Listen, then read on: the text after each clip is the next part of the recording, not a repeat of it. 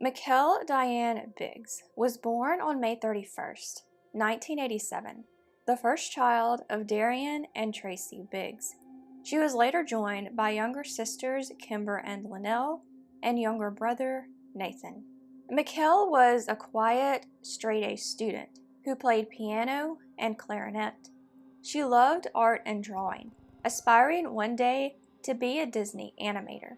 But she also had a bit of a mischievous side. In a Reddit AMA around 2014, Mikelle's sister Kimber recalled Christmas morning of 1998 when Mikelle talked her into sneaking down before their parents woke up to see what Santa had brought them. Unfortunately, things would change drastically for the family just a few days later. On the evening of January 2nd, 1999, 11-year-old Mikelle and 9-year-old Kimber thought they heard the familiar sound of an ice cream truck coming through their neighborhood.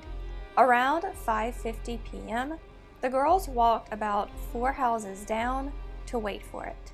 Kimber was walking their dog, and Mikelle was riding Kimber's new bike, which she had just gotten for her birthday. It wasn't long before Kimber got impatient and gave up on waiting for the ice cream truck. She walked back to their house, where her mom told her to go back out and tell Mikelle it was time to come home.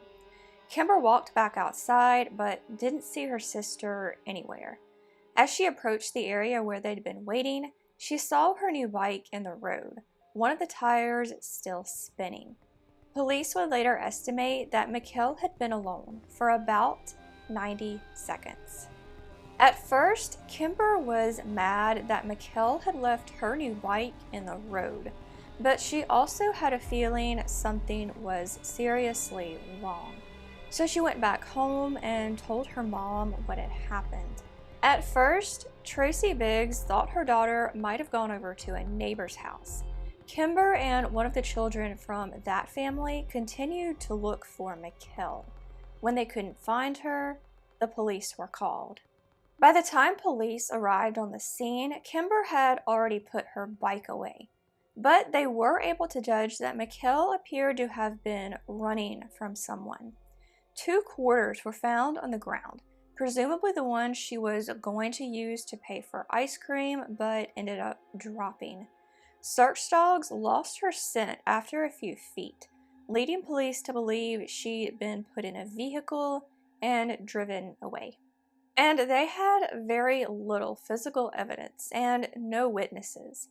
They investigated all the ice cream vendors in the area, but found nothing. They've never even been able to confirm if there was an ice cream truck in the area at the time. There were hundreds of tips, if not thousands, in the early days, but many of them turned out to be false leads. In one particular incident, Mikelle's dad got an email from someone who said they were holding Mikelle for ransom. Police traced the sender, and the entire thing turned out to be a prank. One possible offender who's discussed a lot in this case is a man named D. Blaylock. Blaylock was a neighbor of the Biggs and a registered sex offender. He was questioned shortly after Mikelle disappeared, and he told police that he'd been at home watching TV when she was last seen. His wife backed up his claim. Then, about 9 months after Mikelle's disappearance, Blaylock assaulted another one of his neighbors, a woman named Susan Quinnett. He broke into her house, sexually assaulted her, choked her until she blacked out, set the house on fire, and left her for dead. Fortunately, she survived this encounter and later told police she thought Mikelle was buried in his house. After this assault, police started to look into Blaylock more regarding Mikelle's disappearance. They searched his house but didn't find anything of use. According to Kimber, Blaylock had a trailer on his property that they didn't search because they didn't have a warrant for it at the time. By the time they did get a warrant, he didn't have the trailer anymore. Blaylock was sentenced to 187 years in prison for the assault on Susan Quinnett. Mikelle's parents met with him in prison, where he denied any involvement in Mikelle's disappearance. According to them, he said he couldn't be held responsible for what his other personality did. But they thought he was lying and still appear to believe to this day that he was involved. Police believe this as well, but have never had enough evidence for an arrest. Blaylock allegedly confessed to being involved while in prison, but has always publicly denied involvement. As the years went by, Mikelle's parents started to doubt she would come home alive. Kimber agrees and says she would hate to think Mikelle has been somewhere out there going through hell all this time. About 5 years after Mikelle was last seen, the family held a funeral for her. This gave them a sense of closure as well as a spot where they could go to grieve. I do want to make one note about Mikelle's memorial. The engraving on the stone says she was born in 1989. This would have made her 9 when she was abducted. However, every other source I found covering this case says she was 11, and some sources specifically say she was actually born in 1987. The reason for this contradiction isn't clear. On March 14, 2018, a $1 bill with a strange message on it was reported to police in Wisconsin. The message read, "My name is Mikelle Biggs, kidnapped from Mesa, Arizona. I'm alive." Police did look into this lead, but most people don't believe it's real. Not only is Mikelle's name misspelled on the bill, but the handwriting appeared to a lot of people to be that of a child. The bill was printed in 2009, when Mikelle already would have been an adult. But a few people disagree. Some don't think the handwriting looks like a child's. Others wonder if Mikelle purposefully misspelled her name to save space, or to be able to tell her captor that it wasn't really her who wrote the message if they found out about it. Most people do seem to believe it's a hoax, and there's not much more information about it out there.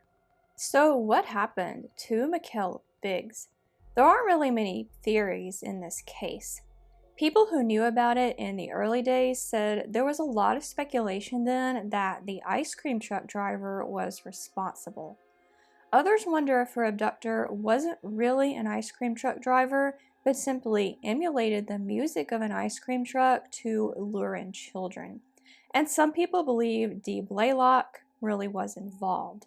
Most people agree she was abducted. We just don't know who did it or where she is now.